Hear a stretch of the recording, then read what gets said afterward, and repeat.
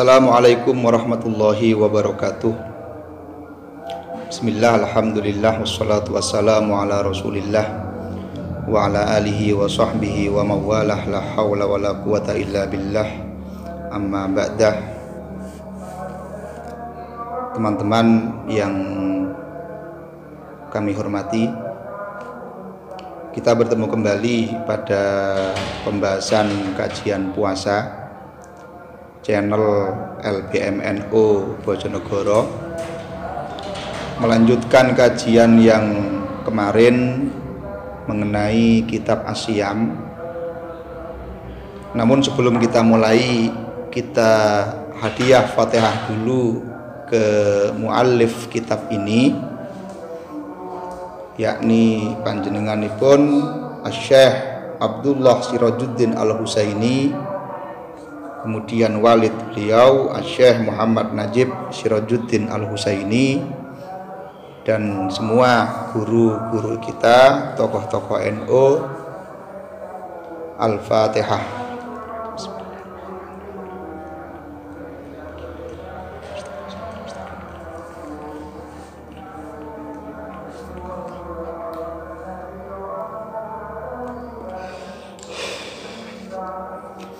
Bismillahirrahmanirrahim.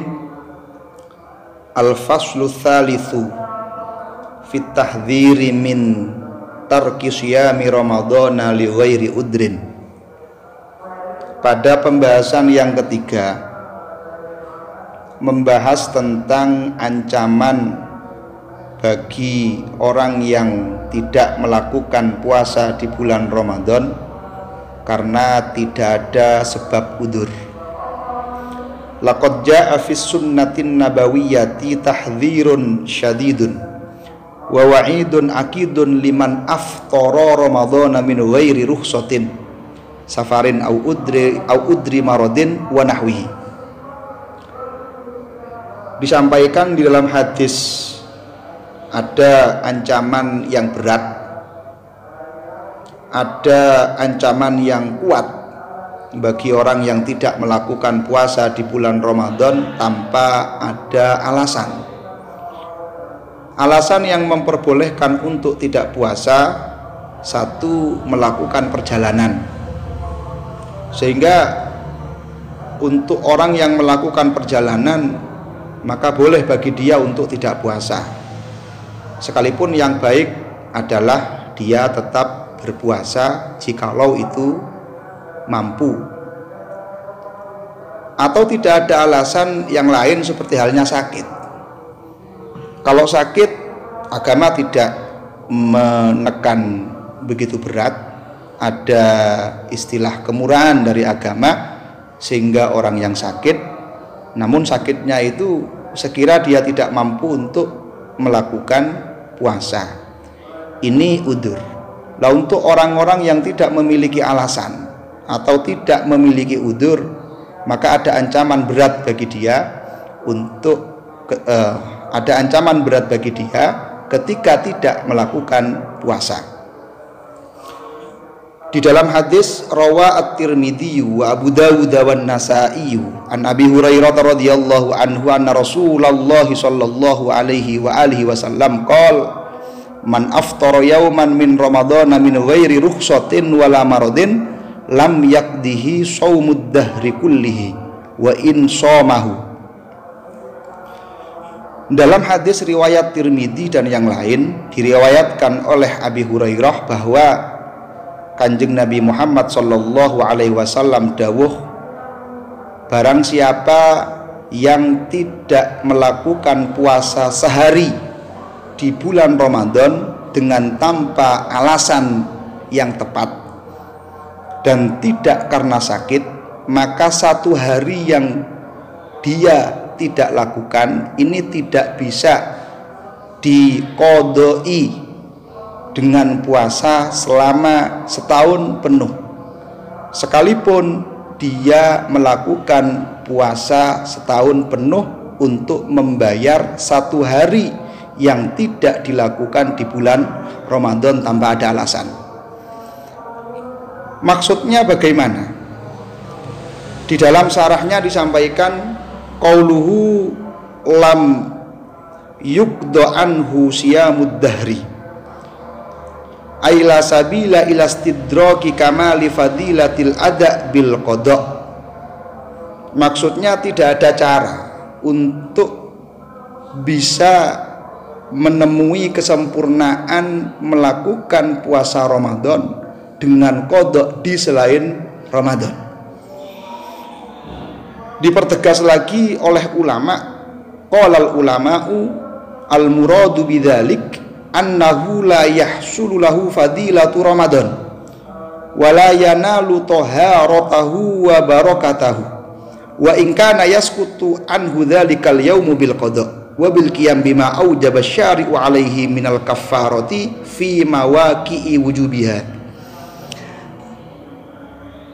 Ulama memberikan sebuah pengertian dari hadis yang tadi disampaikan, yakni dikatakan tadi di hadisnya bahwa satu hari yang ditinggalkan di dalam Ramadan dengan tanpa ada alasan, andaikan diqodoi di selain Ramadan selama 1 tahun penuh, ini tidak sebanding. Penjelasan ulama adalah fadilah Ramadan tidak bisa dihasilkan, tidak bisa dicapai oleh orang tersebut, sehingga ada kacek, ada terpaut fadilah pelaksanaan Ramadan dan selain Ramadan.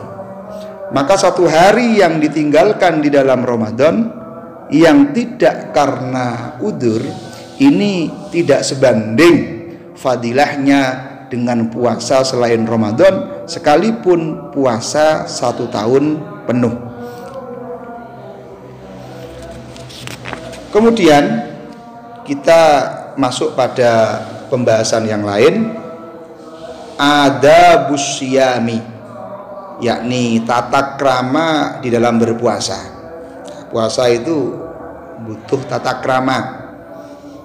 Puasa butuh tata krama, maka untuk bisa mencapai kesempurnaan dari puasa yang perlu kita perhatikan, jangan asal memikirkan pokok kita puasa tidak makan dan tidak minum.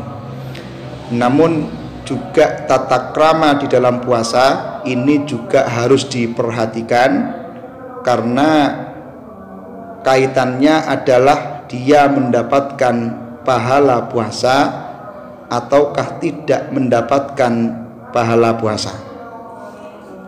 Yang bagi lis-shaimi ayyakuffa lisanahu wa sa'ira jawarihi anil maharimi wal atham tahqiqan limakna syiyam alladzi huwal imsaku. Seyogyanya, sepantasnya bagi orang yang melakukan puasa untuk menahan lisannya, menahan semua anggotanya dari melakukan perbuatan haram, perbuatan dosa. Kenapa? Untuk menyatakan, untuk memperjelas makna puasa, di mana makna puasa itu adalah imsak, yakni menahan diri. Kalau puasa secara makna adalah menahan diri, maka yang perlu untuk diuraikan adalah menahan diri.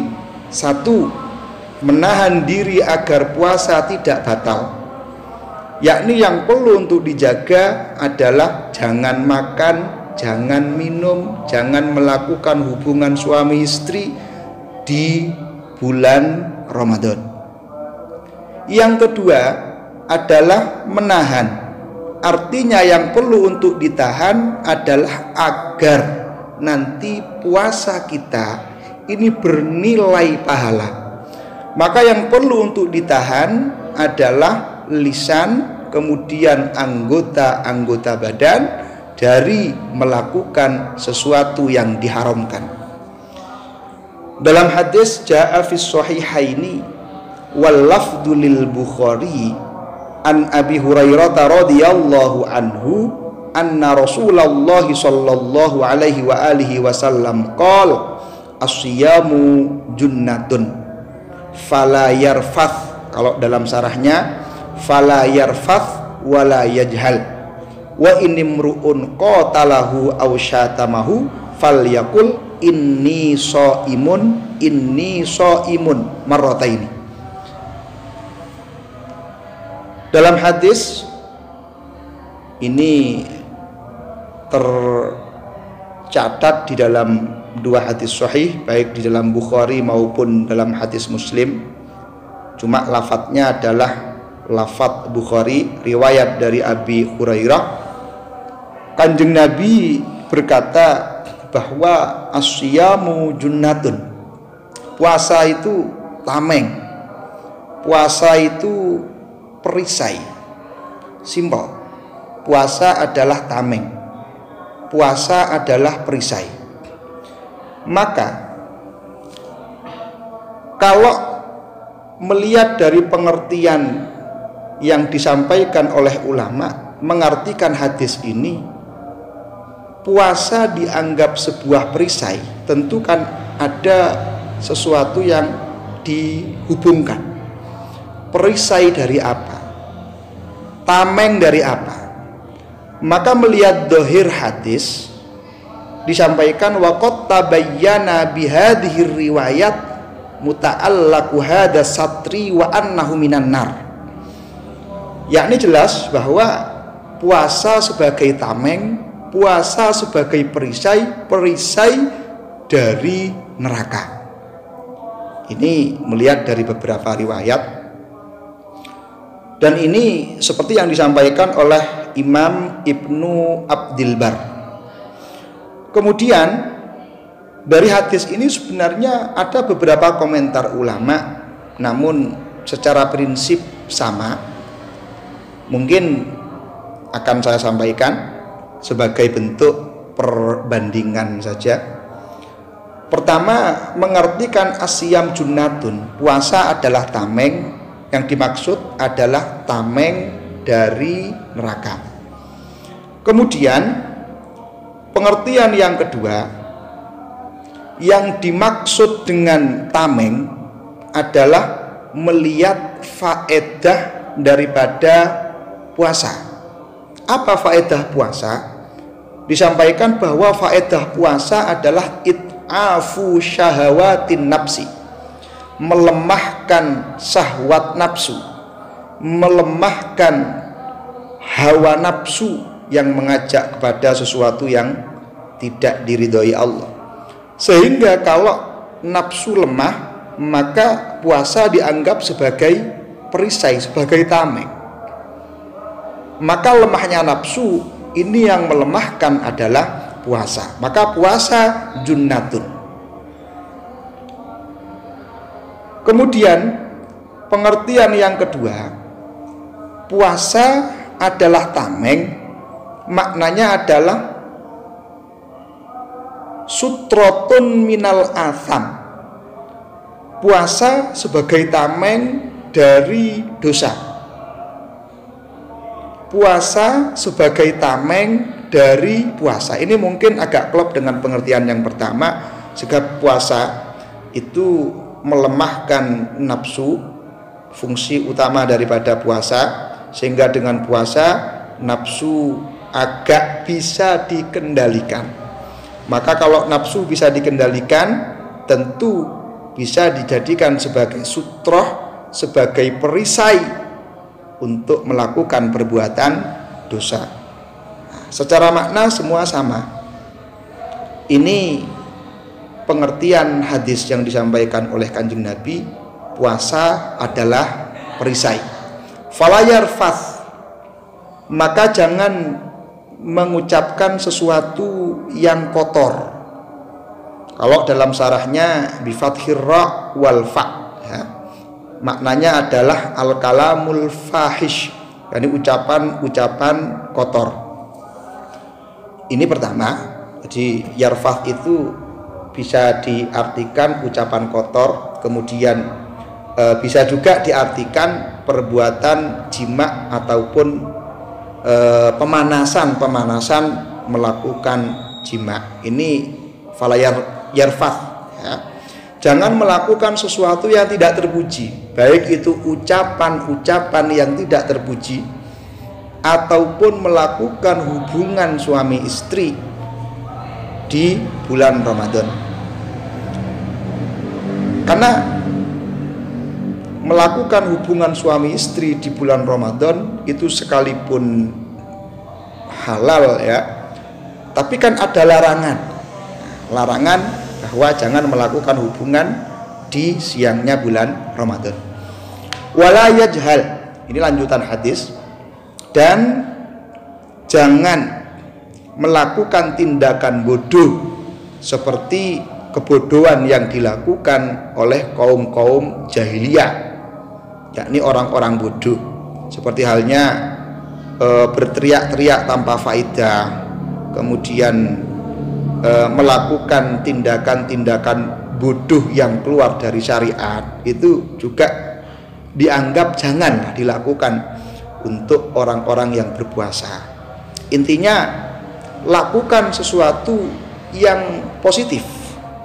Ini wa ini mruun qatalahu aw syatamahu falyakul. Nah, nanti kalau ada orang yang mencela, andaikan dicela oleh orang lain, maka gak usah dijawab, gak usah diladeni dengan celaan, tapi katakan kepada mereka, falyakul inni shaimun, saya puasa. Kalau dalam fikih itu disampaikan ucapan saya berpuasa. Kalau khawatir riya, jangan diucapkan dengan kata-kata, tapi ucapkan di dalam hati bahwa kita berpuasa. Kalau kita bisa meminimalisir tidak melakukan riya, sampaikan inni shaimun. Itu tinggal siapa pelakunya nanti. Walladzi nafsi biyadihi la khulufu famis shaimi atyabu indallahi min raihil miski. Ini lanjutan hadis. Demi dat di mana roh saya di tangan dat, yakni Allah, sungguh bau mulut orang yang berpuasa ini lebih wangi menurut Allah, lebih wangi daripada minyak misik. Nah, minyak misik itu kan minyak yang paling mahal. Itu misik asli, tapi misik asli. Maka Kanjeng Nabi itu kan kalau duduk di majelis selama beberapa hari itu meninggalkan aroma dari badan beliau itu bau misik, karena misik itu aroma yang paling minyak yang paling mahal. Maka dijadikan sebagai perbandingan bahwa mulut orang yang berpuasa, bau mulut dari orang yang berpuasa ini lebih wangi daripada minyak misik. Sehingga dari sini kalau kita hubungkan dengan fikih, ada larangan yang tidak sampai haram, bahwa ketika sudah masuk zuhur, zawalus syamsi, maka usahakan jangan sikat gigi, jangan pakai siwak, biarlah bau, ya. Kalau sebelum zuhur monggo, tapi kalau sudah zuhur usahakan jangan. Kalau tetap terpaksa sikat gigi atau pakai siwak, ini hukumnya makruh, kecuali menurut Imam Nawawi. Kalau Imam Nawawi sebelum duhur ataupun setelah duhur, beliau mengatakan tidak makruh li itlaqid dalil. Warawa Al-Bukhari an Abi Hurairah radhiyallahu anhu annahu qala Rasulullah sallallahu alaihi wa alihi wasallam man lam yada qaulaz zur wal amala bihi falaisa lillahi hajatun fi ayyada'a. Tafsirannya ayyatruka ta'amahu wa syarabahu. Kemudian ada hadis riwayat dari Imam Bukhari. Ini hadis ini diriwayatkan lagi oleh Abi Hurairah ya, bahwa beliau Imam Abi Hurairah berkata, qala Rasulullah berkata, malam yada qaulaz zur, barang siapa yang tidak meninggalkan ucapan yang jelek dan melakukan perbuatan jelek, maka Allah tidak memiliki kebutuhan untuk meninggalkan orang tersebut tidak makan dan tidak minum. Ini majas ini. Ini secara tekstual begitu. Artinya begini. Barang siapa yang tidak meninggalkan ucapan jelek, ucapan jelek seperti berbohong ataupun ngerasani, itu juga termasuk, dan tetap melakukan perbuatan itu, maka Allah tidak butuh orang tersebut gak makan. Allah tidak butuh tidak minumnya orang itu. Tegese Allah tidak butuh puasanya, tidak butuh pada puasanya orang itu. Maknanya adalah Allah tidak melihat dia dengan pandangan rahmat, dengan pandangan diterimanya puasa orang tersebut. Maka sekali lagi, kalau disimpelkan hadis ini secara pengertiannya, orang yang melakukan perbuatan seperti ucapan bohong, perbuatan jelek lah, kemudian ghibah, ngerasani, ini Allah tidak akan memberikan pahala terhadap orang tersebut. Ini pengertiannya begitu. Maka di dalam syarahnya disampaikan bahwa Allah tidak butuh itu, maknanya adalah hadza majazun an adamil iltifat wal qabul. Ini majas. Maka majasnya adalah itlaqus sabab wa iradatul musabbab. Jadi yang dimaksud, yang dikehendaki adalah musababnya. Apa musababnya? Sababnya dia melakukan perbuatan yang tidak terpuji. Kemudian musababnya adalah Allah tidak akan menerima, Allah tidak akan menerima puasa dari orang tersebut, sehingga sah puasanya tapi kosong, tidak ada pahalanya. Ini maknanya begitu. Kemudian dilanjutkan pada hadis yang lain, wa an Abi Hurairah radhiyallahu anhu qala Rasulullah sallallahu alaihi wasallam, Kanjeng Nabi dawuh dalam sebuah hadis, rubba shaimin laisa min siyamihi illal ju'u. Banyak sekali. Rubba itu merupakan sebuah kalimat yang memiliki fungsi taksir. Ya, taksir berarti banyak. Banyak sekali orang yang berpuasa, yang dimana dari puasanya itu yang diperoleh adalah lapar saja. Banyak sekali orang yang berpuasa yang hasilnya cuma lapar. Ini pengertiannya hadis. Kemudian ini kan perlu untuk diangen-angen. Banyak sekali orang yang berpuasa, namun yang didapat adalah hanya lapar saja. Maksudnya gimana ini maksudnya? Kita coba menelaah pengertian daripada Imam Ghazali ya. Qala al-Ghazali, ini dalam syarahnya disampaikan begitu.